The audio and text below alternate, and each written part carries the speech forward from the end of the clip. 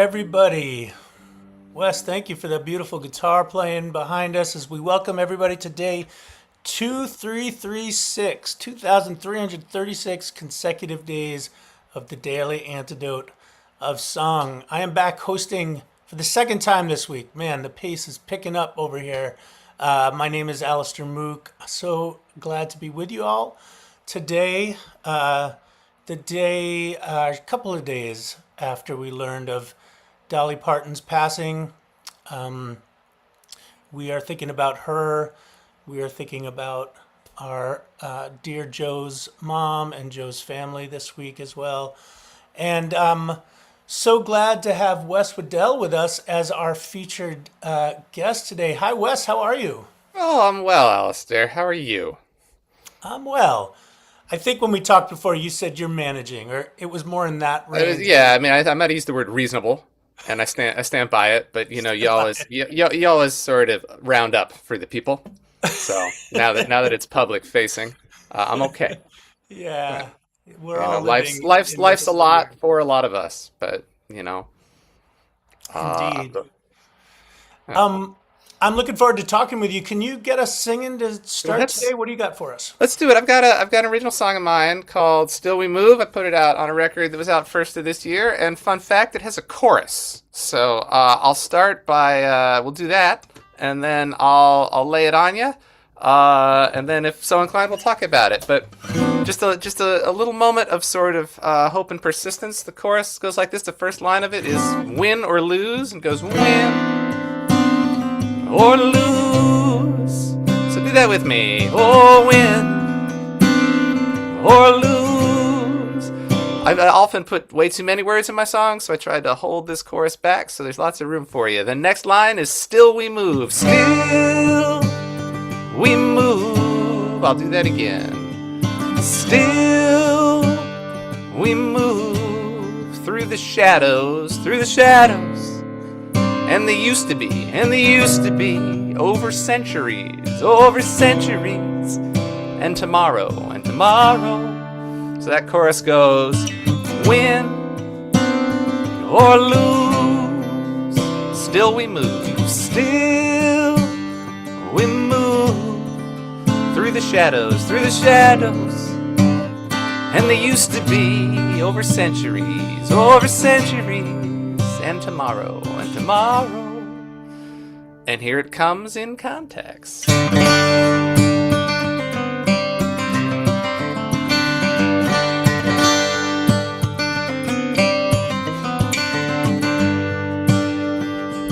Oh, you take the simple elements, the salt, the sugar, the coffee, the work, the hope, the promise, and the time. Pull them all together through the secrets and the seasons, and you're not sure it's gonna work, but you're gonna try. Chorus. Oh, win or lose, still we move, through the shadows, and they used to be, over centuries, and tomorrow.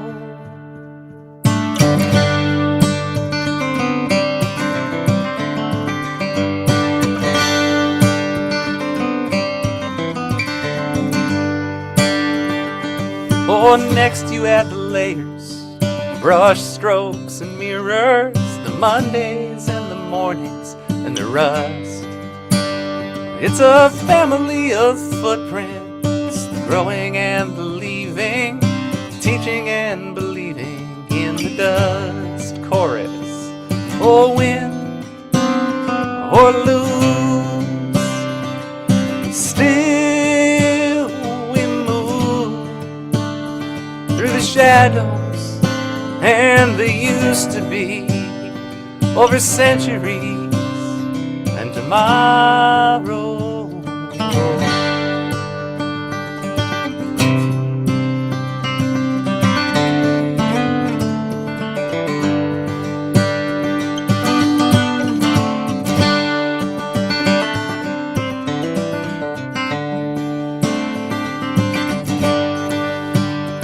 Like a drought that has the look of conversation, like a sago lily dancing by the side. Part confession, part fixation, punctuation, dreams of sky. Finally the icing, reinventing and branching, looking up and letting something go. It's the turning and the tossing, setting and the crossing, recipes and stories for the road. Chorus, oh, win or lose, still we move through the shadows and the used to be over centuries. Hey, you'll win or lose, still we move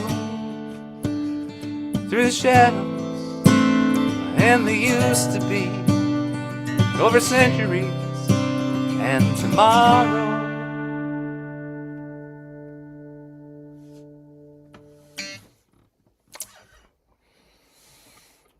Beautiful song, Wes. Thank you. And thank you all in the room for the silent cheers. It's always a joy to look out the little boxes and see the little wiggles. Thank you. Little boxes full of waving. Little wiggles. Can you tell us a little bit about the origin of that story and your project working with bringing books and poetry together with music? Yeah, I have since 2010. I've helped run an organization in Seattle called the Bushwick Book Club Seattle. Borrowed with permission from a group in Brooklyn. We produce a monthly concert of original music inspired by books. A different book and different people every month. Read it, love it, hate it, indifferent to it. You know, engage in your own process, find some piece of inspiration, and write something. Over the years, I've written about 65 songs inspired by books since 2010. I've largely transitioned to an administrative role now. It's time for other voices to be up on that stage more than me, but I still do a number of our special projects. And I got an opportunity to do an event. It was actually a virtual event. It was in 2021 with a poet named Alberto Ríos, who was the first state poet laureate of Arizona. Had a book of poetry called "Not Go Away Is My Name." And rather than focus on a particular poem or experience in there, I was just so taken with all of the images in all the poems, and I just kind of wrote down images as they stuck with me and sort of put them in a hat and painted my own little word picture with it, because inspiration will let you do that. So he gets a full assist with that, whether he knows it or not. And that song is now in the world. It's a great way to write songs. I haven't done it enough. The book that inspired me to write a song was Cloud Splitter by Russell Banks. Great book, great history. And I loved the format as a songwriter of being able to follow a narrative. I had always had in the back of my mind what Woody Guthrie did with Steinbeck and Grapes of Wrath, the way you can bring down this very complicated, multi-layered novel, but pick out the pieces of it and then find, we work in a very different craft than fiction, but when those two things can meet, it can be really powerful. What's your history with that? How'd you get into this line of writing?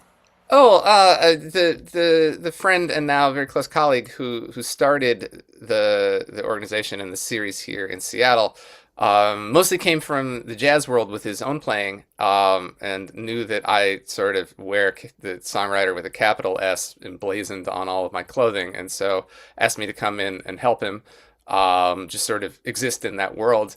And I found something that I hear over and over again in my role as producer now from people is that external deadlines matter. And all the time we get people who come to these shows and they say, thank you for booking me for this, and knowing that I have to get up at a certain date in front of people and share this song. This song wouldn't have existed now. Now it's going to be part of my sets. And I love the sort of conversations that happen. I mean, art-inspiring art is always, I think, a wonderful way to be in conversation and just engaged with community, with process, and we'll get people who go really big and try to sort of deal with big themes or touch on the narrative, and then we'll get someone who found that a paragraph on one page reminded them of their grandmother, and they wrote a song about their grandmother, and there's space for all of it. And it's a way to hear a lot of voices. The audience can participate in the first part of the process by reading the book, so it gets people interested. I mean, I've gone all in on craft songwriting in absolutely the wrong town, and so I'm happy for anything that that gets people as proudly literate as Seattle is. People forget that songwriting is writing too, and that there are stories to tell, and a lot of different people who might not look like what you think a songwriter looks like, telling stories with music. I like that framing. Yeah, we in our folk community often forget that what we think of as what songwriters look like is often, Yeah. it's exclusionary. I actually wrote a piece this morning for Boston NPR about Dolly Parton and me having to come over my own biases to realize what a brilliant songwriter she was. I grew up, the truth tellers in my world wore plaid.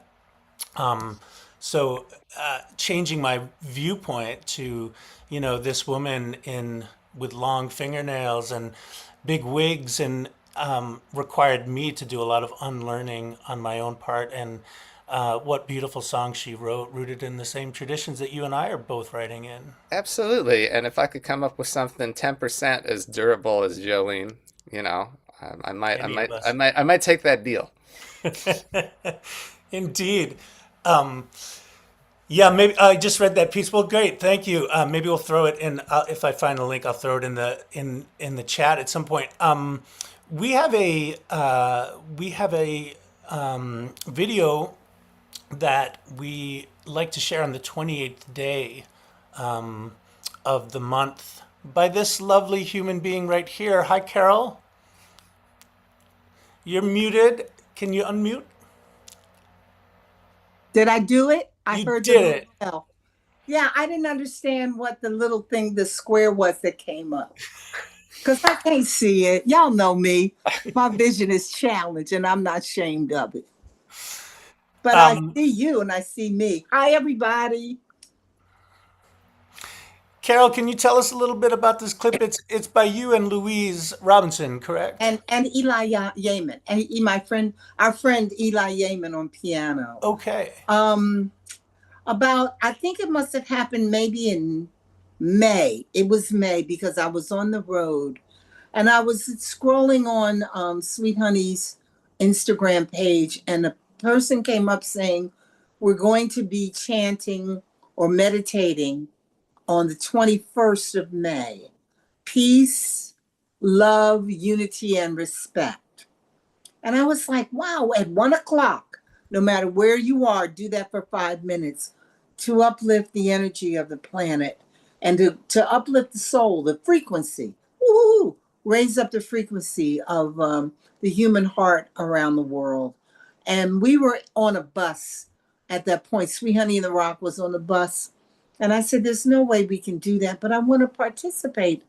And then something just said, well, do it on another day. I'm sure Joe would be open to the community of Daily Antidote to participate. And it's the inspiration that you all are talking about, the songwriting inspiration. Um, and I'm gonna finish this and then I'm gonna go back a bit. So I kept hearing, I listen I listen to what I hear. If that might be a little redundant, but sometimes things just come through me and I turn on my voice memos and I record it so that I can go back and see if it's something I can create for Sweet Honey or anybody, or just being creative. And that melody came up, but it wasn't, I had to switch the words: peace, love, respect, and unity, because I felt like all of those things can unify us. So I switched it around. The spirit told me the 28th of May would be great, and the 28th of every month would be great. And I thought about it up until the midterms. So I was thinking about it socially and politically, spiritually, inspirationally, and emotionally, to touch the heart, to touch the spirit, to give us all the same things at the same time. So now I'm going to take another step to tell you, chanting is something that I've been a part of a meditation group since the early 80s. So in many cultures, people chanting together changes energy. They change the vibe of the tribe. They change the vibe of the hunting. Or is the rain going to come? So everyone chanting around the world the same thing, pretty much at the same time, the same way, I feel has an incredible impact on upliftment. What I wanted to go back to is say we are all creators. That's what every single vibration on this earth is a creator. You know, we create sound, we make food, we create recipes, we create how your home looks. And we're not trained to think of ourselves as important.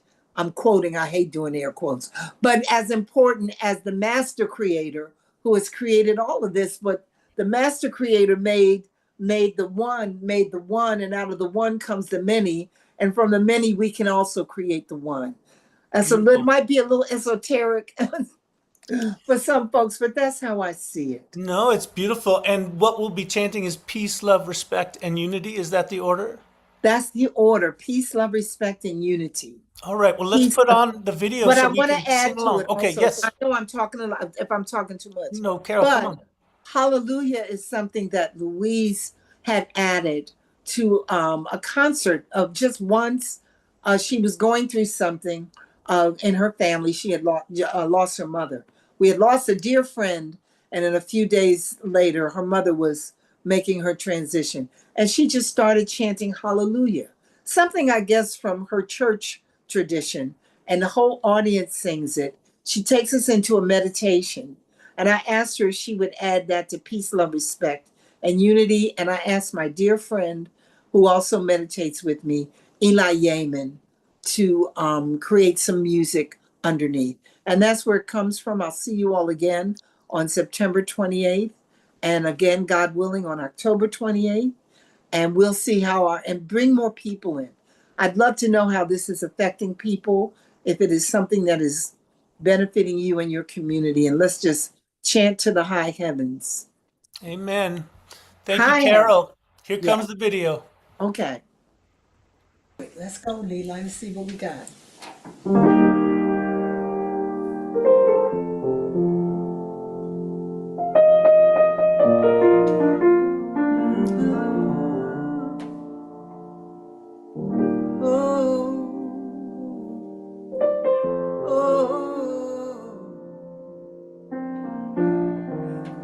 Here we go, everybody.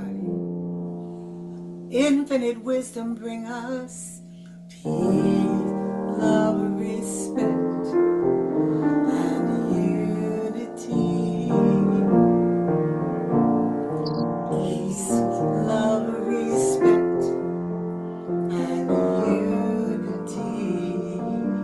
Every day, peace, love, respect, and unity. Peace, love, respect, and unity. Come on, y'all. Peace, love, respect, and unity. Peace, love, respect, and unity. Peace, love, respect, and unity. Peace, love, respect, and unity. One more round. Peace, love, respect, and unity.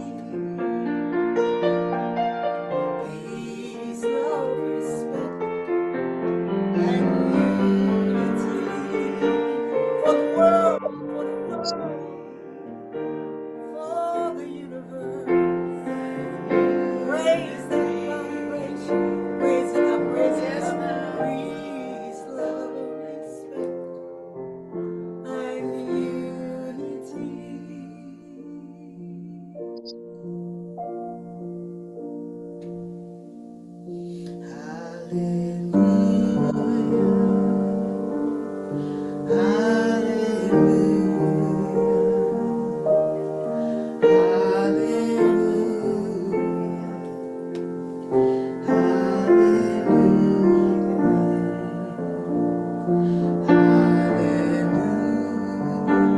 Is it still going?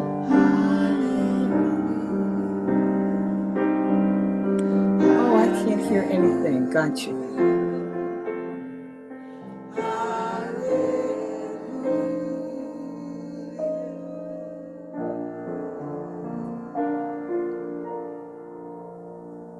Ashe. Ashe. Ashe.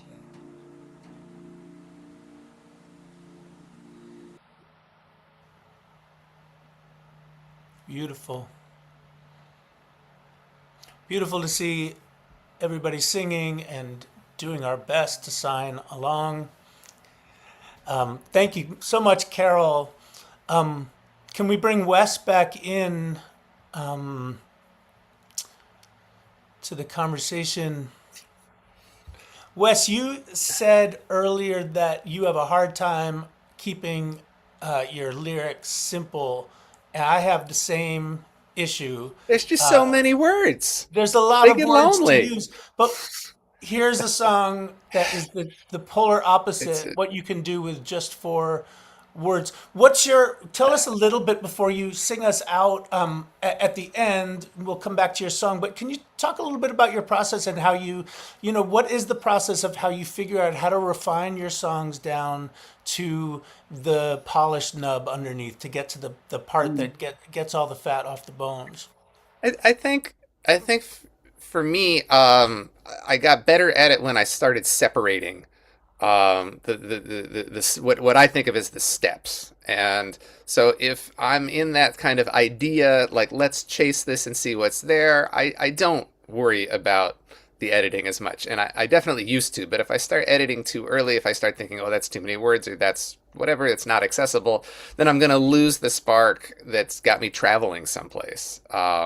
And so let inspiration happen as it happens, and then sort of and then start the trimming. And sometimes I don't trim, but I'm better for having looked at it and asked myself if I wanted to anyway. And as much as I love the writing and the wordplay, we all have different brains and different bodies and different experiences. And if I want to connect with more people, I have to offer more ways into the song too. So it has to be interesting rhythmically and musically, and that's okay. Not everybody has to, be as wordy as me. But the very first interaction I had with another performer at a Bushwick Book Club Seattle performance, our very first show was October 10, 2010. It was original music inspired by Slaughterhouse-Five. We were all crammed into this tiny little green room that most of the week housed burlesque performers.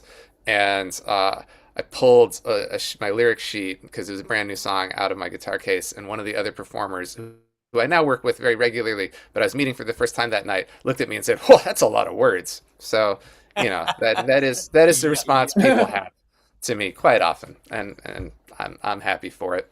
It's another good reason to work with poets. Your song was inspired by Poet Laureate of Washington. I have a show coming up with the Poet Laureate of Massachusetts, the first inaugural, Reggie Gibson, at Club Passine on September 11th. It's the two of us in Camp Paris, and poets have to practice economy of language.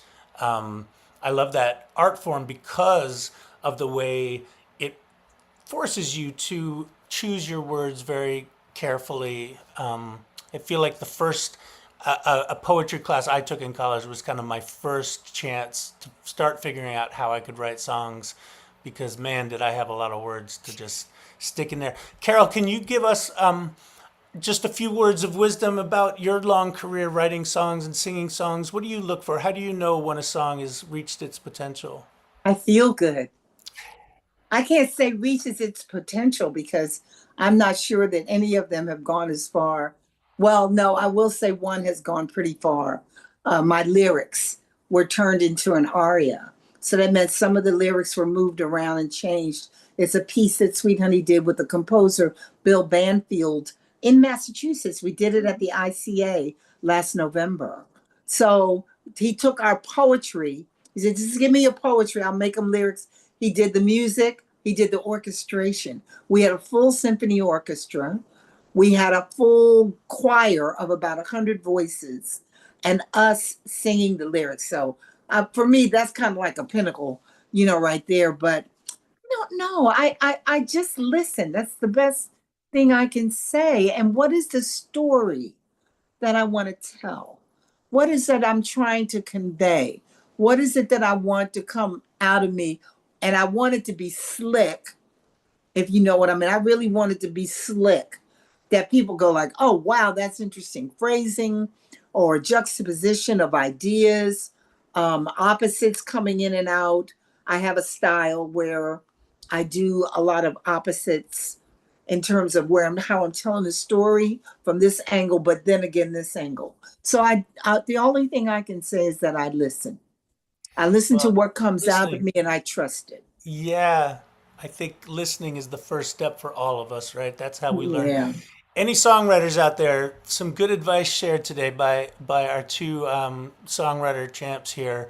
Can we see who is coming up to finish out the week, and then we'll hand it back to Wes to sing us out today? Who do Can we I got say coming something up? to Wes? I want to say something to Wes. You said something earlier about it was time for you to get off the stage. You have to show up, my brother. You're Oh, it's I'm engaged right now in a very arbitrary exercise of being performance carbon neutral, where I try to only take up as much space on stage as I can also create for other people. It's not that I don't have something to say, but I'm not the only one. But you have to understand, you are also, I'm going to call you an elder. You got something to show. So even if it's minimal, bam, hit them with it and then step back. I've never.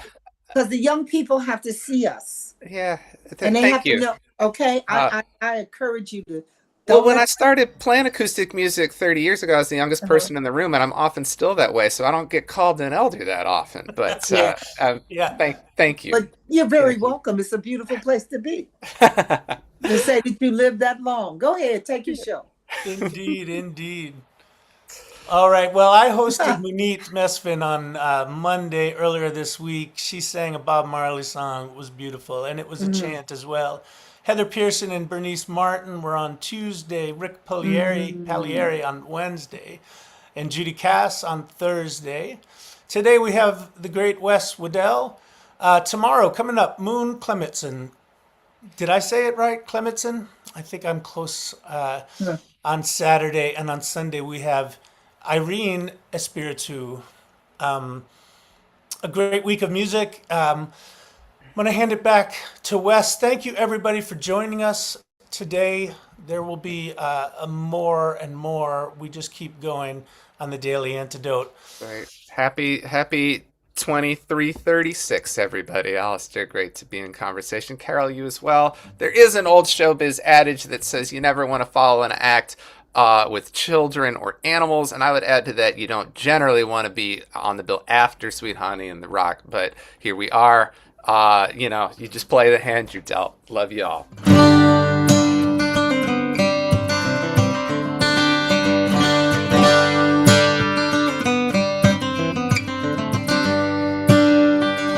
Or you take the simple elements, the salt, the sugar, the coffee, the work, the hope, the promise, and the time. Pull them all together through the secrets and the seasons. You're not sure it's gonna work, but you're gonna try. Win or lose, win or lose. Still we move through the shadows and they used to be over centuries and tomorrow. tomorrow.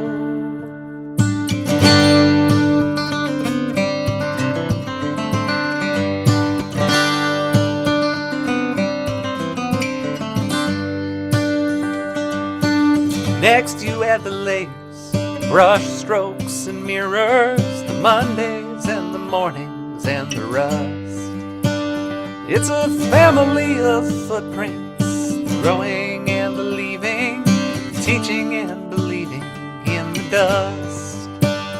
Oh, win or lose, still we move through the shadows and the used to be, over centuries and tomorrow.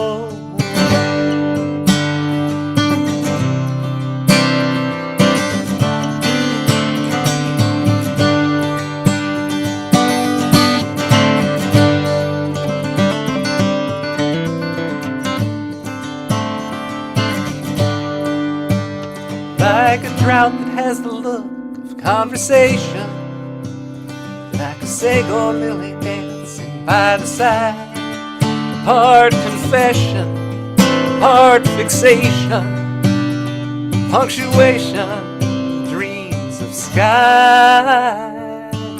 Finally the icing, reinventing and branching, looking up and letting something go.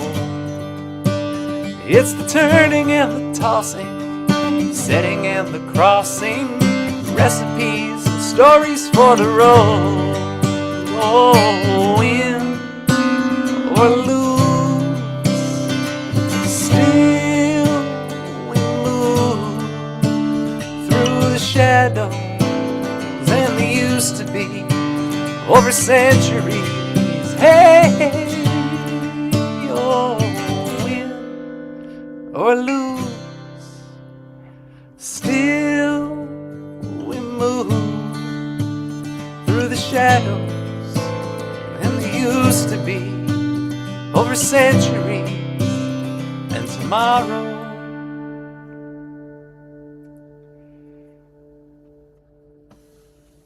Thank you, Wes. Thank you, Carol. Thank you, Cleo and Athena for helping with tech today. And thank you, Joe, wherever you may be. Joe will be back in her role next week doing some hosting. We look forward to having her back. And in the meantime, everybody have a wonderful weekend. We will see you tomorrow at 12 o'clock Eastern on